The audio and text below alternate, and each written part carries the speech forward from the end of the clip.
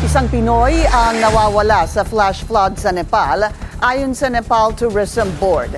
Tiniyak naman ng Malacanang ang bilyong pisong emergency fund para sa mga apektadong OFW.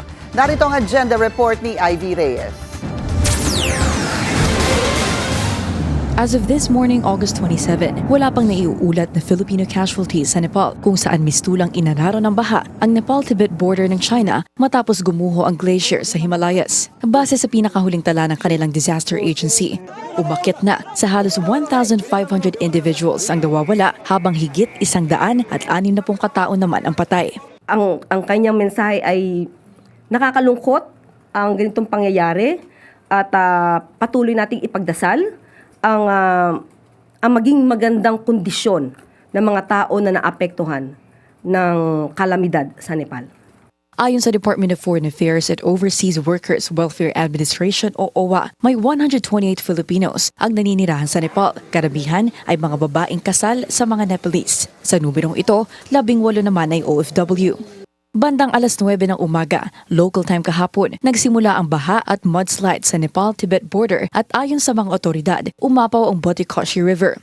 Habang nakikipag-coordinate ng Philippine government sa pamahalaan ng Nepal, sinigurado ng Malacanang ang dagdag 3 bilyong pisong pondo sa Action Fund ng Department of Migrant Workers at 1 bilyong piso naman para sa OWA. Nilinaw din ng palasyo na kaya mas maliit ang Emergency Repatriation Fund o ERF ng pamahalaan para sa mga OFW for 2027 at dahil naipasa na ng OWA ang kanilang proposed budget bago nagkaroon ng giyera sa Middle East. Mula kasi sa 1.2 billion peso repatriation budget sa nakaraang 3 taon, nasa higit 900 million pesos na lang ang pondo para sa susunod na taon, kaya hiling na mga ito sa Kongreso additional 575 million pesos sa kanilang pondo. Para sa agenda, Ivy Reyes, Billionaire News Channel.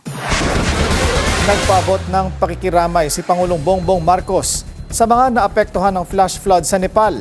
Sa social media post, nakisimpatsa siya sa mga pamilyang nawala ng mahal sa buhay. Ipinapanalangin din ng Pangulo ang kanilang kalakasan sa anyay mahirap na sitwasyon. Mag-follow sa aming mga social media accounts at mag-subscribe sa aming YouTube channel para sa pinakahuli at eksklusibong mga balita.